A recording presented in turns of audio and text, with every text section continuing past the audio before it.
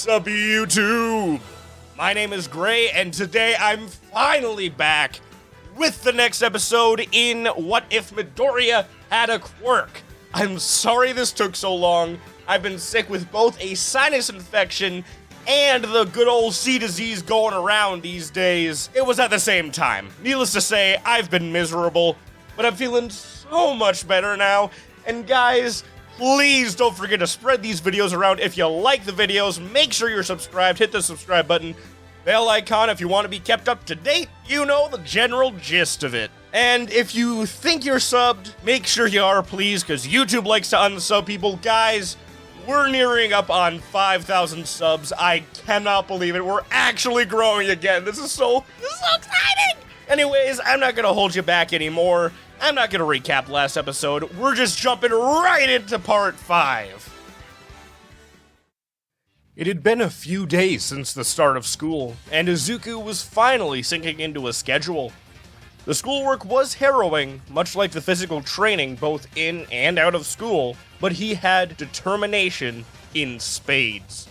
Not fearing failure, he forced confidence into himself when he needed to, and actually performs far better here than in the original grade-wise. However, a far greater hurdle than he'd be prepared for was soon to come. Before that, though, it was an exciting day for everyone when 1A discovered All Might in the class. Without skipping a beat, the students received their costumes from the #1 hero, but our freckled fighter had his pre-made, recalling how his mother bought him his as a way of apologizing for her prior lack of support.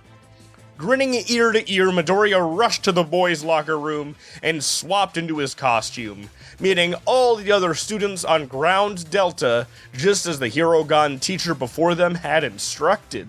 Looking over all the other students' costumes and muttering to himself how they may benefit the quirks he'd seen them use before, the overly analytical optimist bumped full-on against none other than Uraraka. As he went to apologize, Izuku noticed her costume and covered his ferociously blushing face as best he could. The gravitational girl's costume wasn't explained very well and therefore was made elastic and skin-tight, leaving little to the imagination. The awkward interaction of mumbled apologies and fumbled support gear was interrupted by a famously booming voice, clearing the air around the class of noise pollution. Alright, students, we're going to be doing a bit of a competitive exercise today, and we'll be splitting you up into multiple teams. After being nearly interrupted by several students, All Might held up a hand, smiling a bit wider. I will answer all your questions, but first, let me explain what we're doing.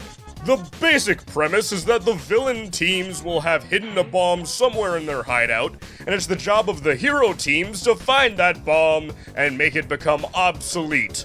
The heroes must catch the villains or defuse the bomb before time runs out, and the villains must be on guard the entire time or catch the heroes. If the time runs out, the villains win. Let's take to drawing names at random to determine teams. Once the students had their fill of questions answered and the pairings were made up, 1A took off running.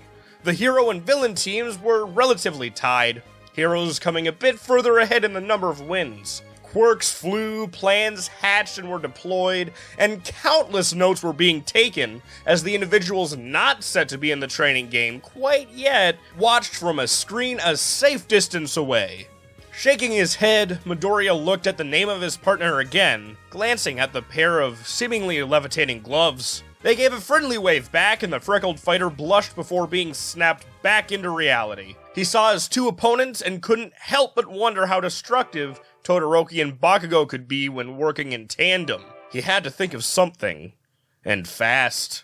As the final pairs walked out onto the arena, the wispy apprentice snapped his fingers as an epiphany struck him. He muttered his plan to Toru, and she giggled, giving him a thumbs up. They nodded to each other, walking forward and standing in front of Icy Hot and the Boom King. Katsuki looked livid at Izuku, and so did Todoroki? Not knowing why and fearing he should, Midoriya kept a mental note to take care when talking to the frosty foe. The villains were sent in, and after 5 minutes, the heroes were set to burst down the doors. Turning to face her partner, the invisible lass rested a hand on Midoriya's shoulder. He was shaking fairly violently, and She was hoping it wouldn't affect his performance here. Is everything alright, Izuku? Asked Hagakure. We can do this for sure, but you gotta be okay before we go in there. Anything I can do? Not really, but thanks. The green-haired hero in training looked down at his hands, breathing shallowly. I gotta clear my throat before I try these voices again. It's just, I need to fight Kacchan of all people, and he's someone truly incredible. From his quirk to his physical capabilities, not to mention his conviction and his relentless bullying of you, chimed in the transparent teammate. Izuku jumped slightly, but Toru kept her hand on his shoulder. Ochako told me. I can try and distract him if it's too much for you to handle on your own. Suddenly, Midoriya shook his head vigorously, regaining a semblance of composure, which took the invisible lass by surprise. Toru, I need to fight him myself, or at least be in the fight somehow. Kacchan is a hurdle I need to leap over if I want to be the best hero. Looking at her and giving her the best smile he could muster, which was leaning towards more off-putting than hopeful, the freckled fighter sighed heavily, seeing their countdown timer reaching approximately 30 seconds. Let's work as a team and win this, and just remember what I told you about. We can use it as a trump card against Todoroki. Hands curling to her torso in giddy glee, Toru giggled in agreement and the two stepped through the gate as the starting timer's alarm went off. Looking for a proper entry point, the pair felt a deafening silence blending with palpable tension throughout the building, finally finding a workable infiltration point after countless frozen shut entrances. Working in tandem to climb the building, the hero team kept quiet and stealthily clambered through a slightly open window on the second floor. Almost immediately after rounding the corner of the first hallway, the duo was bombarded with a series of explosions, unable to gain any footing due to a thin layer of ice beneath their feet.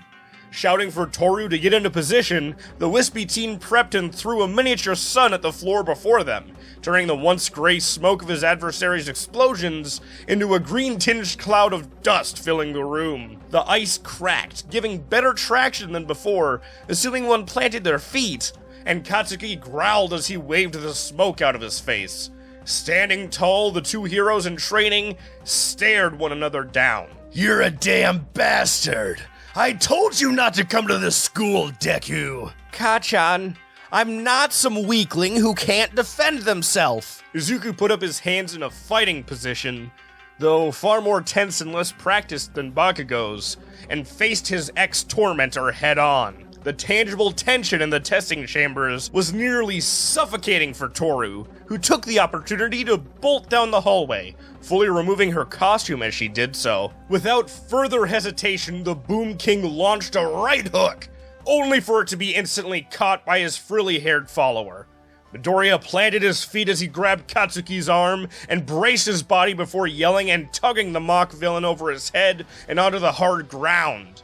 And atop one of his wisps, the explosion sent Bakugo screaming and spiraling away from Deku, head over heels, only for him to nearly slip on the ice trap that the studious battler had thwarted while trying to land. As he turned his foot to brace himself for takeoff, his heel struck another wisp, sending him to the floor, face down, huffing in anger. Refusing the pain bestowed upon him, the explosive teen slammed a fist on the ground, launching himself like a jet at Izuku, who ducked and met the former with a perfectly timed wisp and uppercut combo to the gut. Katsuki's arc nearly sent him to the ground before he caught his balance, landing a safe distance away from both Midoriya and the areas that the teary-eyed teen had traversed, which still had a thick layer of steam around them, most likely concealing more wisps. Meanwhile, the spectators watching the fighting go down were in shock and awe. I thought he was kind of nerdy, but he's like a martial arts master, muttered Mina.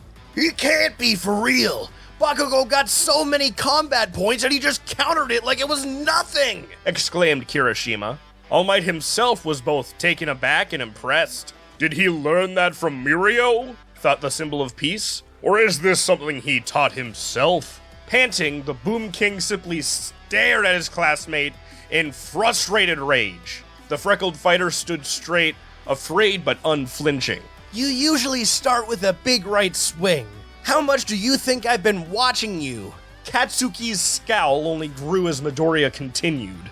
I wrote an analysis for all the heroes I thought were amazing in my notebook. In the notebook you blew up and threw away.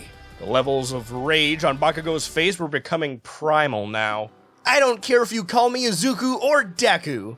I'm not useless anymore, Kacchan, and I'll prove it in any way I can. As he spoke, the analytical combatant's fists clenched tight, a wisp large enough to be a boxing glove covering each hand, their tails each wrapping around Izuku's arms as though to keep a better grip.